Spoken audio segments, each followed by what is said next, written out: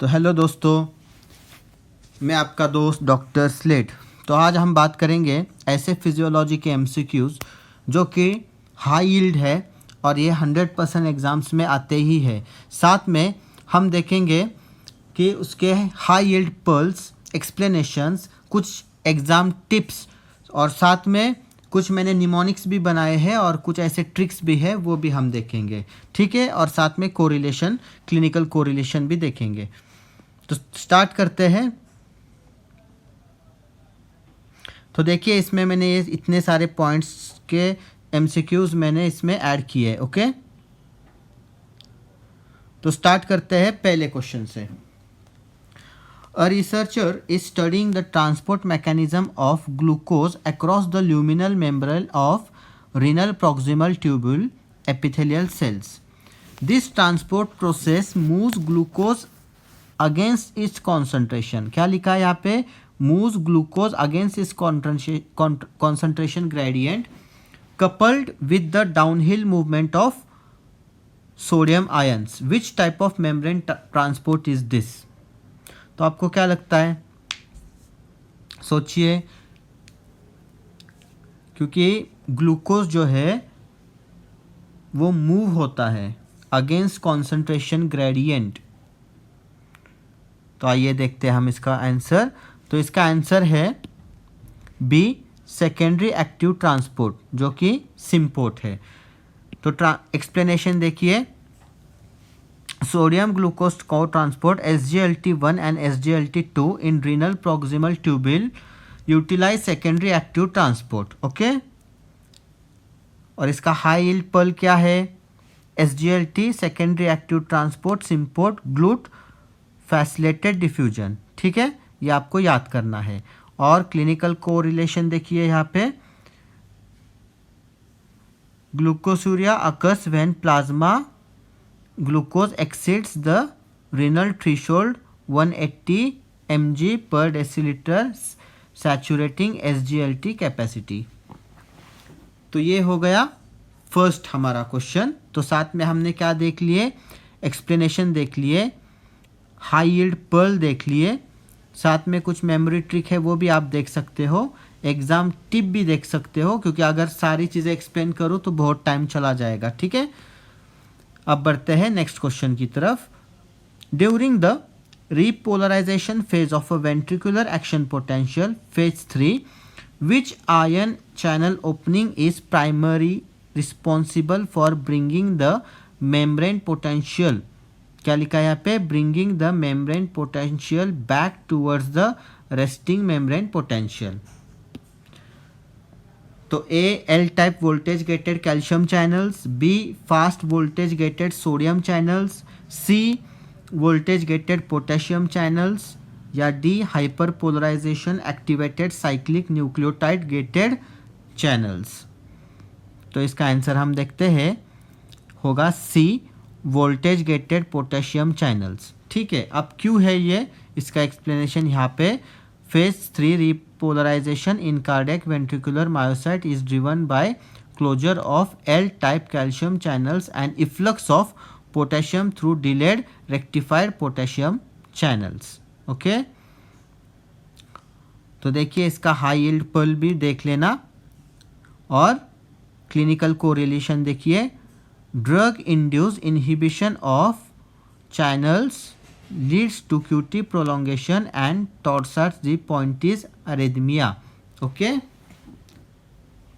तो ये आपको मालूम होने चाहिए चीज़ें, क्योंकि क्या होता है, अगर हम सिर्फ एक्सप्लेनेशन देखते हैं और बाकी की चीज़ें छोड़ देते हैं तो इसमें बहुत सारे पॉइंट्स ऐसे होते हैं जो कि हमें एग्ज़ाम के लिए बेनिफिशियल होते हैं, जैसे हाई यील्ड पर्ल, साथ में कुछ क्लिनिकल कोरिलेशंस। ओके, और अगर आपको याद नहीं होता होगा तो उसके लिए मैंने मेमोरी ट्रिक भी रखी है, तो वो आप पॉज करके देख सकते हो। अब third question, a patient receives N intravenous infusion of a sodium containing 300 osmol per liter urea, given that urea is a freely penetrating solute across cell membranes, how will red blood cells respond when suspended in this solution? तो क्या बताया है देखो कि एक patient को हम इंट्रावेनियस infusion देते हैं सॉल्यूशन का, ओके, और इस पे रेड ब्लड सेल्स जो है वो कैसे रिस्पॉन्ड करेंगे। तो ए श्रिंक हो गए, like shrink because the solution is hypotonic, या swell and lyse because the solution is hypotonic, remains unchanged because the solution is isotonic, या D swell initially then shrink back to baseline. तो देखिए हम explanation देखते हैं साथ में answer. इसका आंसर है बी, जो कि swell and lyse because the solution is hypotonic. ठीक है, इसका एक्सप्लेनेशन देखिए। Urea is penetrating solute that freely crosses cell membrane until concentration equilibrium is reached, because the intracellular non-penetrating solutes remain inside. देखिए non-penetrating solutes remain inside. Water follows urea into RBC, causing them to swell and lyse. समझिए, तो इसलिए ये swell होगा। अब high yield पल देखिए, और साथ में इसका जो मेमोरी ट्रिक है क्या है, penetrating solutes like urea enter cells, okay, और उसके वजह से स्वेल होता है। और इसका क्लिनिकल कोरिलेशन क्या है वो भी पढ़िए। Infusing hypotonic IV fluids too rapidly can cause acute cerebral oedema, बहुत इंपॉर्टेंट है। ठीक है, अब fourth question, the resting membrane potential of a typical nerve fiber is closest to the equilibrium potential of which ion due to its high resting membrane permeability। तो इसका directly answer क्या होगा, potassium है, क्योंकि साथ में इसमें सोडियम भी लिखा है, कैल्शियम भी है, क्लोराइड भी है, तो पोटेशियम का होता है। ठीक है, अगर आप एक्सप्लेनेशन में देख लोगे तो यहाँ पे लिखा है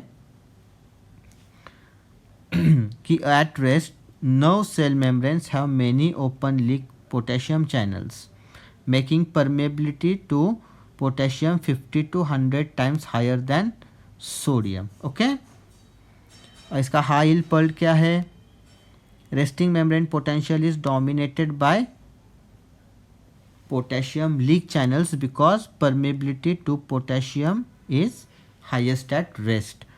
और इसका क्लिनिकल कोरिलेशन देखिए क्या है, severe hyperkalaemia can cause cardiac arrest by inactivating fast sodium channels. अगर ज़्यादा पोटेशियम होगा, सीवियर हाइपरकैलेमिया होगा, तो ये कार्डियक अरेस्ट क्रिएट कर सकता है। तो ये इम्पॉर्टेंट चीज़ है। ठीक है, अब देखिए in skeletal muscle excitation, contraction coupling, binding of calcium to which specific protein induces a conformational change that exposes the myosin binding sites on actin filaments। तो इसका आंसर है ट्रोपोनिन सी। तो देखिए ट्रोपोमायोसिन भी इसमें लिखा हुआ है, ट्रोपोनिन सी भी है, ट्रोपोनिन आई भी है, और कैल्मोड्यूलिन भी है। ठीक है, तो इसमें ट्रोपोनिन सी इसका आंसर है। इसका एक्सप्लेनेशन क्या है, troponin C binds calcium causing a conformational change in troponin-tropomyosin complex that pulls tropomyosin away from actin's active sites। ठीक है, अब हाई यील्ड पल देखिए, स्केलेटल और कार्डियक मसल्स जो होते हैं इसमें ट्रोपोनिन सी बाइंड्स कैल्शियम, और स्मूथ मसल में कैल्मोडियम बाइंड्स कैल्शियम। तो ये आपको याद रखना है। और क्लिनिकल कोरिलेशन क्या है, rigor mortis occurs post-mortem due to lack of ATP required to detach myosin heads from actin। अब sixth question, a neurophysiology student records excitatory postsynaptic potential when two subthreshold excitatory postsynaptic potentials arrives at a single postsynaptic neuron in rapid succession from the same presynaptic terminal. They summate to trigger an action potential. What form of summation is this? ये मेरे लिए भी नया question है। So A spatial summation, B temporal summation, C facilitated inhibition and D heterosynaptic facilitation. तो इसका answer है temporal summation. ठीक है, अब क्यों है देखते हैं। देखिए, temporal summation occurs when a single presynaptic axon multiple high frequency action potential in rapid sequence discharging transmitters repeatedly. So ये जो एक्साइटेटरी पोस्ट सिनेप्टिक ESPS जो होता है वो ओवरलैप करता है टाइम के साथ। ठीक है, अब यहाँ पे हाई यील्ड पर्ल है, टेम्पोरल और टाइम, तो T for temporal, T for time. Okay, और यहाँ पे है स्पेशियल, S फॉर स्पेशियल, और यहाँ पे स्पेस। तो टाइम के साथ सिंगल न्यूरॉन फायरिंग होगा और स्पेस में मल्टीपल न्यूरॉन फायरिंग होगा, ऐसे आपको याद रखना है। और देखिए यहाँ पे क्लिनिकल कोरिलेशन क्या है। Tetanic stimulation increases presynaptic calcium accumulation driving post tetanic potentiation. अब 7 question, which cutaneous sensory receptor is rapidly adapting, encapsulated and specifically detects low frequency vibrations and dynamic light touch located abundantly in fingertips and lips। यहाँ पे क्या लिखा है, finger tips and lips है। Okay, तो इसका answer है मिसिनर्स कॉर्पस्कल्स। Directly इसका आंसर है मिसिनर्स कॉर्पस्कल्स। तो इसका एक्सप्लेनेशन देखिए आप। ठीक है, साथ में इसका हाई यील्ड पर्ल भी देखिए।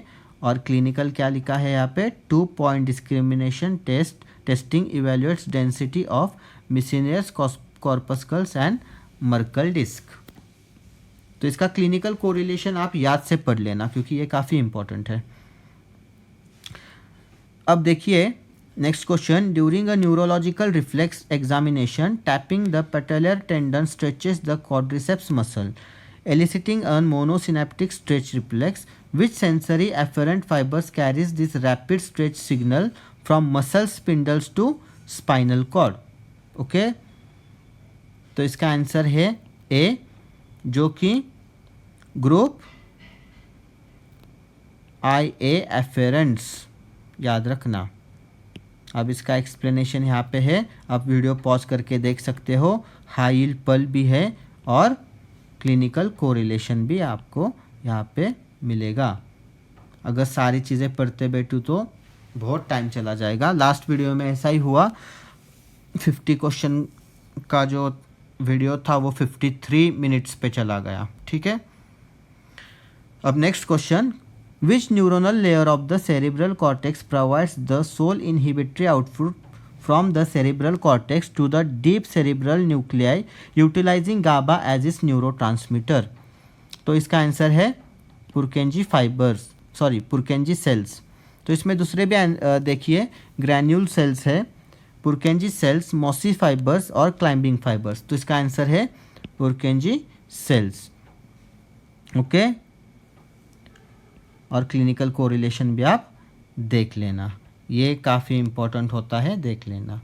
और अगर याद नहीं रहता होगा तो मेमोरी ट्रिक पढ़ लेना, कुछ एग्ज़ाम टिप्स भी है वो भी देख लेना। चाहिए तो मैं इसकी PDF, मुझे कमेंट करना PDF, मैं आपको PDF भेज दूंगा। ओके, अब 10th देखते हैं, an electroencephalogram of a healthy adult during sleep, sorry during deep slow wave sleep stage N3 demonstrates high amplitude low frequency wave activity. What type of EEG rhythm is this? तो ये कहाँ पे है, during deep sleep जो रहती है ना, deep slow wave sleep, तब कौन सी रिदम होती है, तब होती है, आंसर लिखा है। तो क्या है option, alpha rhythm, beta rhythm, theta rhythm और डेल्टा रिदम। तो इसमें का जो आंसर होगा वो होगा डेल्टा रिदम। एक्सप्लेनेशन देख लेना, हाई यील्ड पर्ल देख लेना। अब मेमोरी ट्रिक देखिए कितना अच्छा है, डेल्टा डीपेस्ट स्लीप, देखिए कितना अच्छा लिखा है, D for delta, D for deepest sleep. Okay, और साथ में इसका एग्जाम टिप भी देख लेना। और clinical correlation, sleep apnoea reduces N3 slow wave स्लीप्स causing day time somnolence. काफ़ी अच्छा क्वेश्चन है ये। अब नेक्स्ट क्वेश्चन देखते हैं, which receptor subtype is located on post synaptic membrane of an autonomic ganglia, both sympathetic and parasympathetic, and at the neuromuscular junction, of skeletal muscle. यहाँ पे की पॉइंट दिया है post synaptic membrane of autonomic ganglia और कहाँ पे है, neuromuscular junction of skeletal muscle. तो आंसर ए क्या है, ऑप्शन ए क्या है, muscarinic M1 receptor, B nicotinic acetylcholine receptor, C alpha 1 adrenergic receptor and D beta 2 adrenergic receptor. तो इसका आंसर है B nicotinic acetylcholine receptor. Okay, इसका explanation देखिए, हाई यील्ड पल्स देखिए, मेमोरी ट्रिक भी देखिए कैसा याद रखना है, निकोटिनिक फास्ट आयन चैनल होता है ऑल गैंग्लिया, ठीक है। और इसका इम्पॉर्टेंट ये चीज़ है क्लिनिकल कोरिलेशन, जो myasthenia gravis features auto antibodies directed against skeletal muscles, जो कि NM निकोटिनिक रिसेप्टर्स पे होते हैं। अब next question 12, when light strikes a retinal rod photoreceptor cells, phototransduction triggers hyperpolarization of the outer segment membrane. What molecular event directly reduce cGMP levels, causing cGMP gated sodium channels to close? Okay, तो इसका answer है A, जो कि activation of phosphodiesterase by transducing. इसका explanation देखिए, high yield pearl, memory trick, clinical correlation. Clinical correlation में क्या है, vitamin A deficiency leads to defective rhodopsin regeneration and nyctalopia, जो कि होता है नाइट ब्लाइंडनेस। ये क्वेश्चन आपको काफ़ी बार आ चुका है। तो देखिए, एक क्वेश्चन में से कितनी सारी चीज़ें क्लियर होती है। ये मेन क्वेश्चन भी क्लियर हुआ, साथ में इसका एक्सप्लेनेशंस में भी आपको बहुत सारी चीज़ें पता चल गई, हाई यील्ड पल्स से भी पता चला और क्लिनिकल कोरिलेशन से भी। मतलब कि एक साथ में आपने देख लिए 3 से 4 एक्स्ट्रा चीज़ें। ओके, इसलिए मैंने ऐसी PDF बनाई है। In a Wiggers diagram of the cardiac cycle, the first heart sound coincides with which phase of the left ventricle cycle. देखिए, A isovolumetric contraction, B isovolumetric relaxation, C rapid ventricular ejection या D atrial systole. तो इसका answer है ए isovolumetric contraction, ठीक है। Answer देखिए, S1 is caused by closure of atrioventricular mitral and tricuspid valves at the onset of ventricular systole, marking the beginning the isovolumetric contraction phase, ठीक है। इसका high yield Perl देखिए, S1 मतलब AV wall close होता है, S2 मतलब semi lunar wall close होता है। ओके, इसकी मेमोरी ट्रिक कैसी याद करनी है वो भी आप पढ़ लेना और साथ में क्लिनिकल कोरिलेशन भी देख लेना। Next question, according to Poiseuille's law of laminar blood flow, if the radius of blood vessel is reduced by half, 50% reduction, by what factor does vascular resistance increase? Option A 2-fold, B 4-fold, C 8-fold या D 16-fold। क्या है इसका answer? तो देखते हैं, इसका answer है D, जो कि 16-fold। अब इसका एक्सप्लेनेशन है, ठीक है, साथ में इसकी मेमोरी ट्रिक क्या है, हेल्विंग रेडियस, ठीक है, 16 टाइम इंक्रीज इन रेजिस्टेंस और क्लिनिकल कोरिलेशन पढ़ लेना। A 15th question, a 60-year-old male has a cardiac output of 5 liters per minute, blood pressure of 120/80 and heart rate of 70. If end diastolic volume is 140 ml, what is his calculated ejection fraction? मतलब इसमें ejection fraction निकालना है।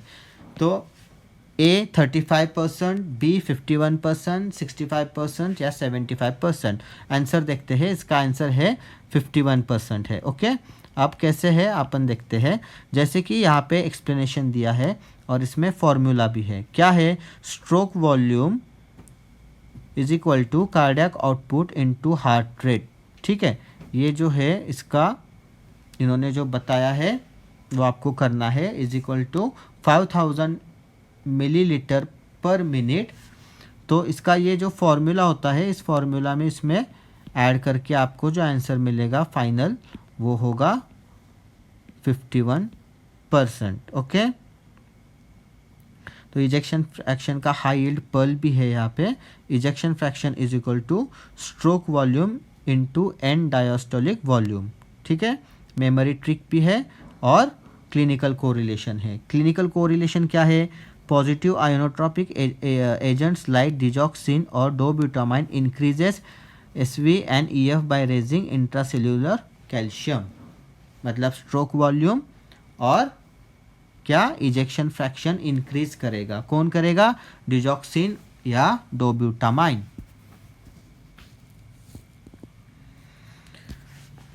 अब 16 question. The Frank Starling law of the heart states that with physiological limits and increase in end diastolic volume, जो कि preload होता है, leads to an increase in stroke volume. What is cellular mechanism underlying this intrinsic relationship? तो इसका answer होगा B. क्या है? Optimal alignment overlap of actin and myosin filaments and increase calcium sensitivity. इसके साथ दूसरे ऑप्शन भी देखते हैं। जैसा ए है increase sympathetic nerve discharge to SA node. C क्या है? Increase phosphorylation of phospholamban. And D decrease arterial after load.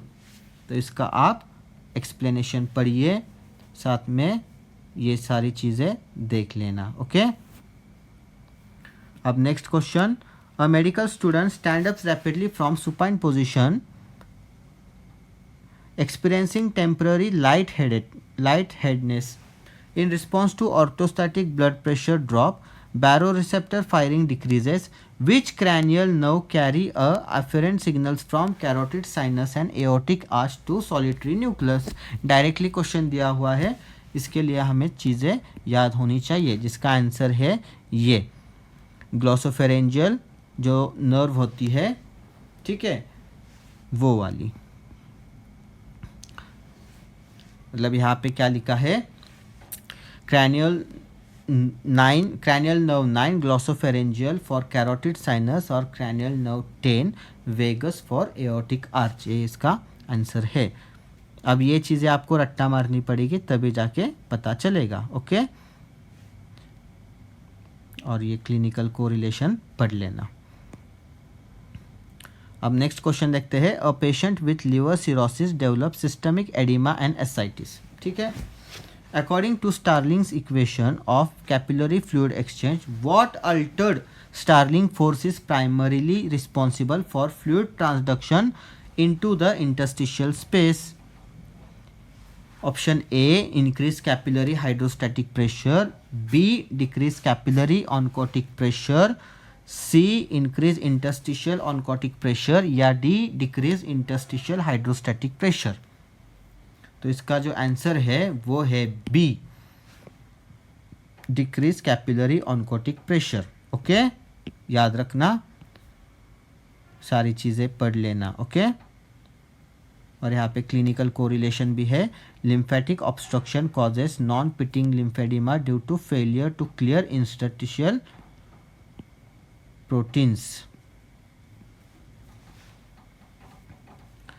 अब देखते हैं 19 question. What ion current is primarily responsible for the phase four spontaneous diastolic depolarisation in sinoatrial node pacemaker cells? Directly देखते हैं हम answer इसका, वो है A inverse sodium funny currents. ठीक है, इसका एक्सप्लेनेशन देख लो और सारी चीज़ें पढ़ लेना। अब देखते हैं 20 question. A premature infant born at 28 weeks gestation exhibits severe respiratory distress. Surfactant deficiency is diagnosed.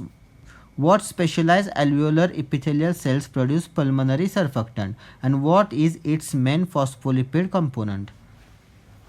देखिए इसमें जो होता है वो टाइप 2 बनाता है, ठीक है, तो इसलिए आंसर बी है, डायरेक्ट क्वेश्चन है, टाइप 2 न्यूमोसाइट्स।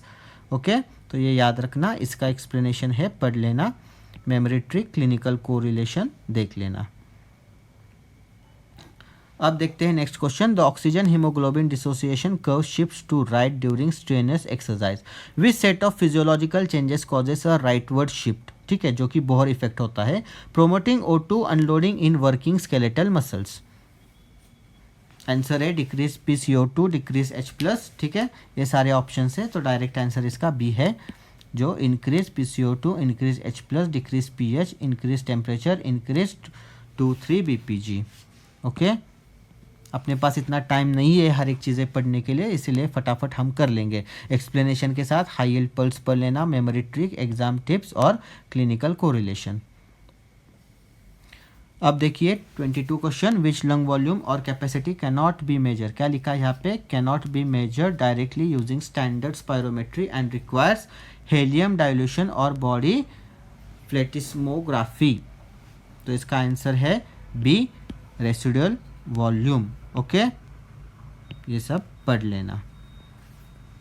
अब देखते हैं next question, in a standing individual how do ventilation and perfusion vary from apex to the base of the lungs. तो इसका आंसर है B, both ventilation and perfusion are higher at the base, but Q जो कि perfusion होता है वो increases more, making VQ ratio higher at apex. काफ़ी interesting question है, देख लेना। और मेमोरी ट्रिप देखिए, अपेक्स हाईएस्ट है, ठीक है, हाईएस्ट VQ रेशियो, ये याद करिए। और इम्पॉर्टेंट क्लिनिकल कोरिलेशन देखिए, pulmonary embolism creates alveolar dead space where VQ is equal to infinity. Okay, ये इंपॉर्टेंट है।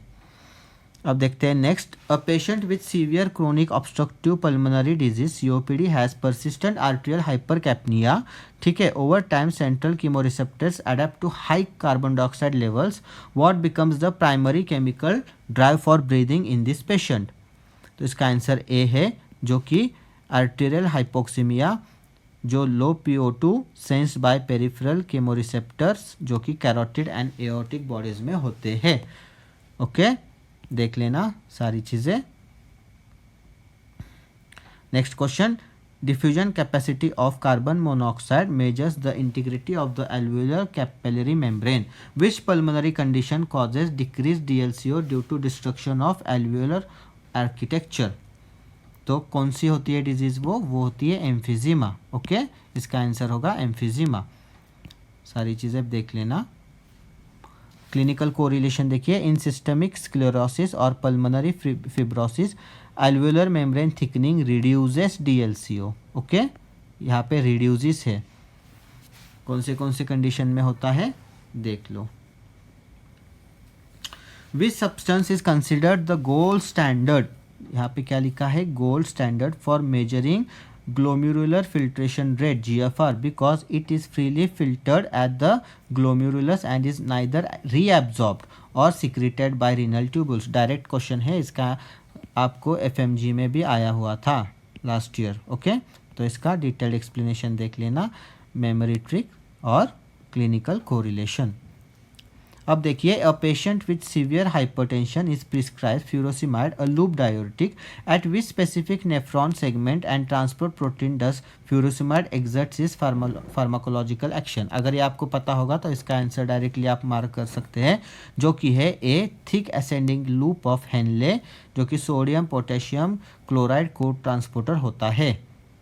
ओके, अगर ये चीज़ें आपको याद है तो हम इसका आंसर डायरेक्टली सॉल्व कर सकते हैं, इसमें कोई ट्विस्ट नहीं है या कोई इसमें कन्फ्यूजन होने की ज़रूरत नहीं है। अब next question, which segment of nephron is completely impermeable to water regardlessly of the presence of antidiuretic hormone playing a key role in generating dilute tubular fluid. कौन सा है, ए है, जो कि ascending limb of loop of Henle. Okay, ये सब कुछ देख लेना, देख भी लेना, स्क्रीनशॉट भी निकाल देना आप चाहिए तो, या तो फिर मुझे कमेंट करना PDF, मैं आपको PDF सेंड कर दूंगा। Next question, which cells in the juxtaglomerular apparatus act as intrarenal baroreceptors, synthesizing and releasing renin in response to decreased renal perfusion pressure? कौन से सेल्स होते हैं? तो इसके जो सेल्स होते हैं वो डायरेक्टली होते जुक्स्टाग्लोमेरुलर ग्रैन्युलर सेल्स. ओके, ये वाले सेल्स होते हैं. तो देखिए एक्सप्लेनेशन सब कुछ पढ़ लेना. ओके, काफ़ी इंपॉर्टेंट है. एक क्वेश्चन से 4-4, 5-5 चीज़ें इंपॉर्टेंट जिसमें मैंने दी है. अब next question 30, an arterial blood gas ABG shows pH 7.25, carbon dioxide 28, carbonate 12. What is the primary acid base disorder and compensatory response? ये डायरेक्टली आपको ABG एनालिसिस करना है.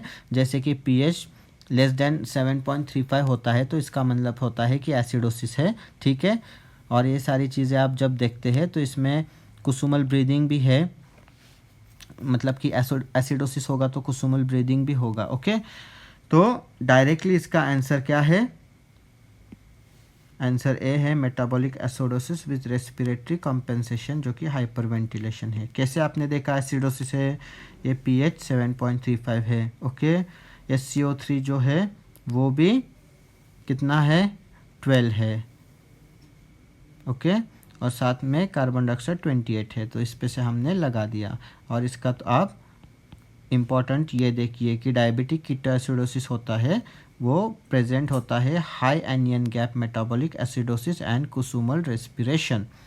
तो ये डायबिटिक एसिडोसिस जो है ये काफ़ी इम्पॉर्टेंट होता है DKA, और इसमें जो ड्रग ऑफ चॉइस होता है वो हम देते हैं इंसुलिन देते हैं, नॉर्मल इंसुलिन प्लस फ्लूइड्स देते हैं. ओके, तो ये फार्माकोलॉजी से है, वो हम आगे देख लेंगे. अब next question, during urinary bladder filling sympathetic nerve activation promotes urinary storage. Which receptor mediates detrusor muscle relaxation and internal urethral sphincter contraction? कौन सा होता है? डायरेक्टली है जो कि A beta 3 adrenergic and alpha 1 adrenergic. Okay, तो directly इसका answer A है. सब कुछ पढ़ लेना. Next question, gastric parietal cells secretes HCl, okay, into stomach lumen. Which primary active transport pump on apical membrane of parietal cells is responsible for hydrogen ion secretion? क्या होता है?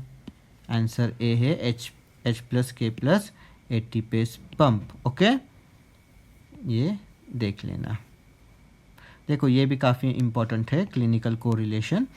Autoimmune destruction of parietal cells cause pernicious anaemia.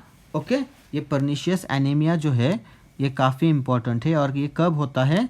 ये होता है autoimmune destruction of parietal cells. ठीक है.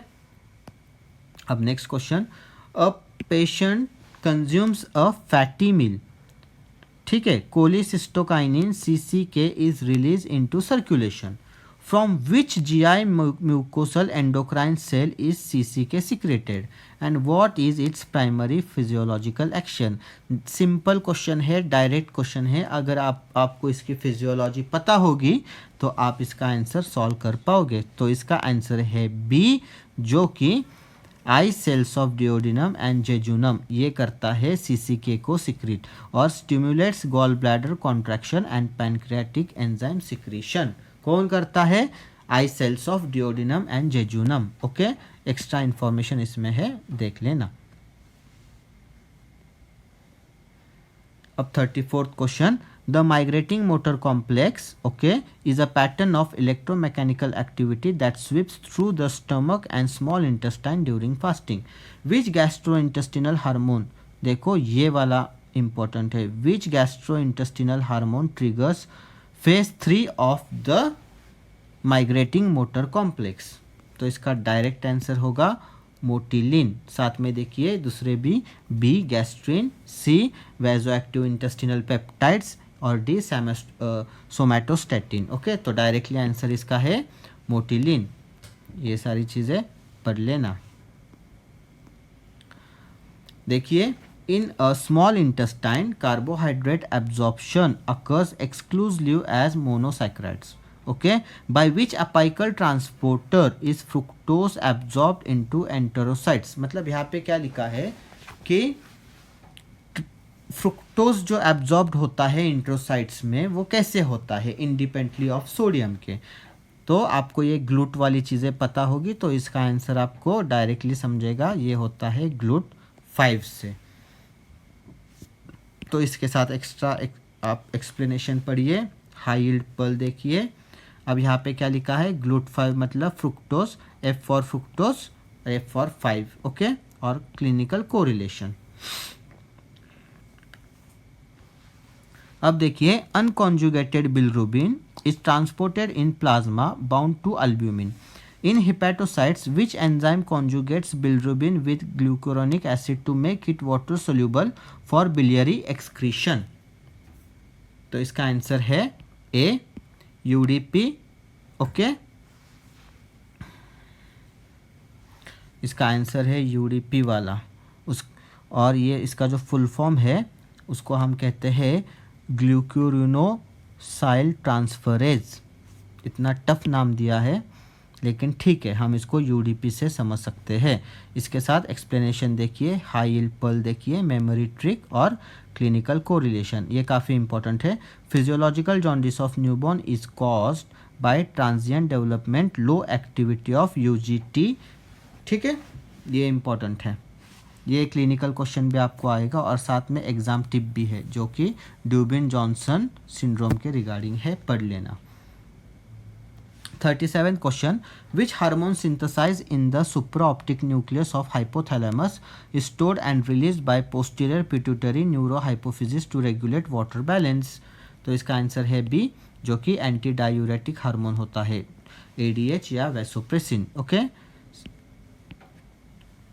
तो यहाँ पे देखिए clinical, head trauma damaging the pituitary stalk can cause central diabetes insipidus. Trauma में भी हमें सेंट्रल डायबिटीज इंसिपिडस दिखता है।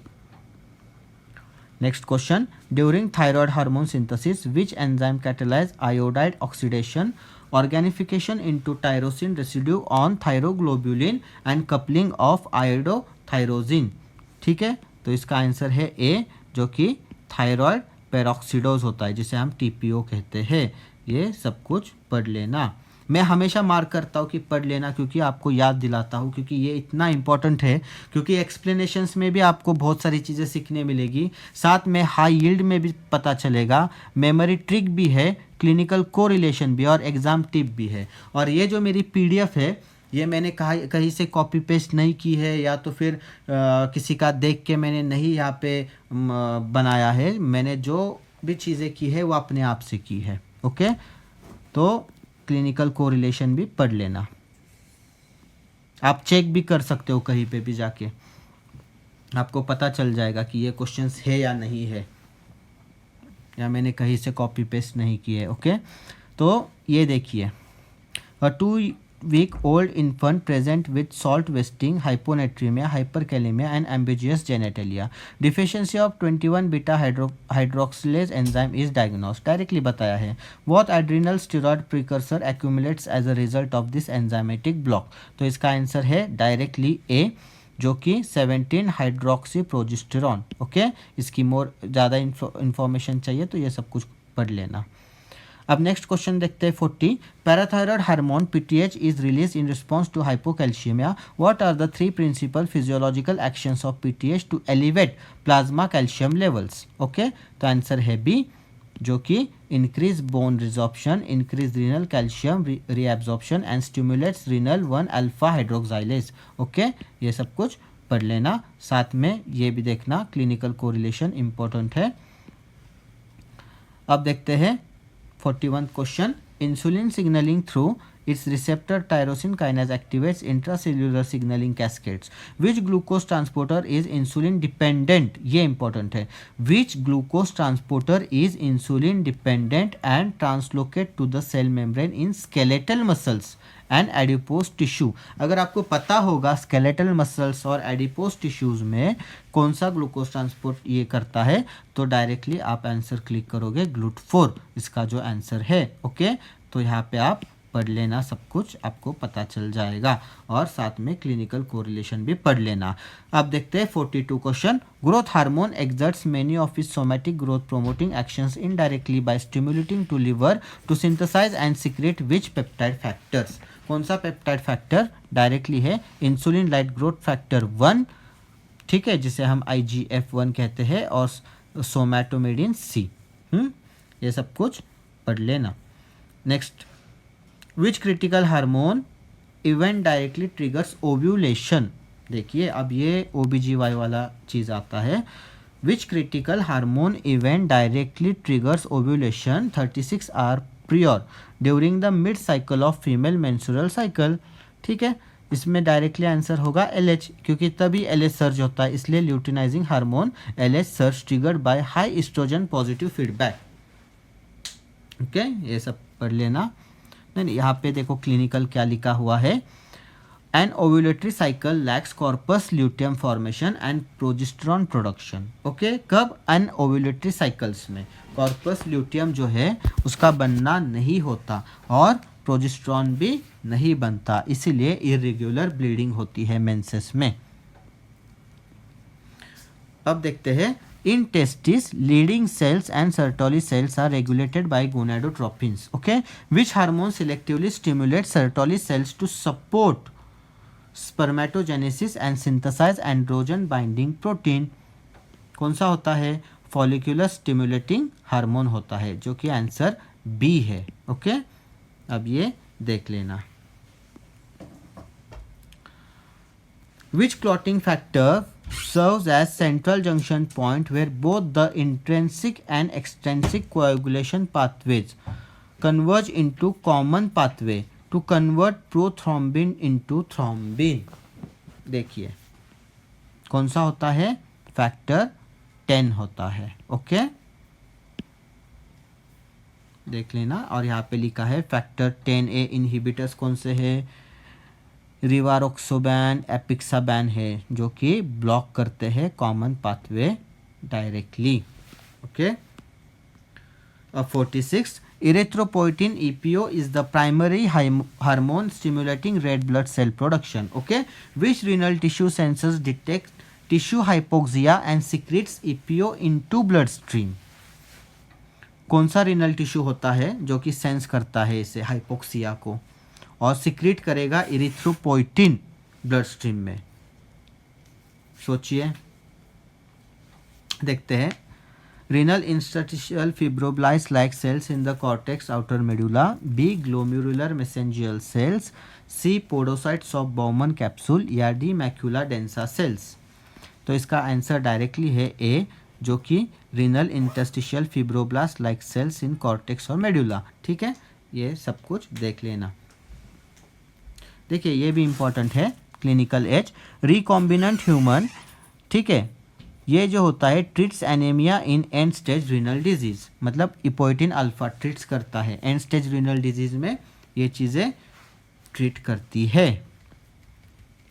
A patient with blood type ORH negative requires an urgent blood transfusion. Okay, which antibodies are naturally present in plasma of type O individual? कौन से antibodies होती है? एंटी-A and एंटी-B antibodies होती है। ठीक है, जो कि IgG एंड IgM है। डायरेक्टली आंसर है, आपको मालूम होना चाहिए और ये सारी चीज़ें पढ़ लेना। अब देखते हैं 48th question. During primary haemostasis platelets adhere to expose subendothelial collagen, which von Willebrand factors binding receptor complex on the platelet surface mediates this initial adhesion? क्या है आंसर?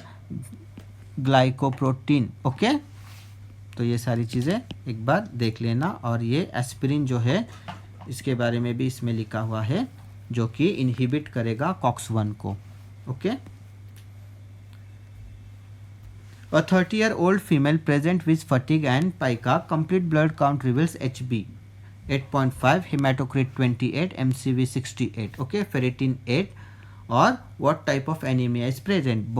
बहुत इजी क्वेश्चन है। ठीक है, यहाँ पे HP कम दिखाया हुआ है और फेरिटिन 8 है, तो इसलिए डायरेक्टली आप आंसर क्लिक करना माइक्रोसाइटिक हाइपोक्रोमिक एनीमिया, जो कि आयरन डिफिशियंसी एनीमिया होता है, मोस्ट कॉमन एनीमिया होता है।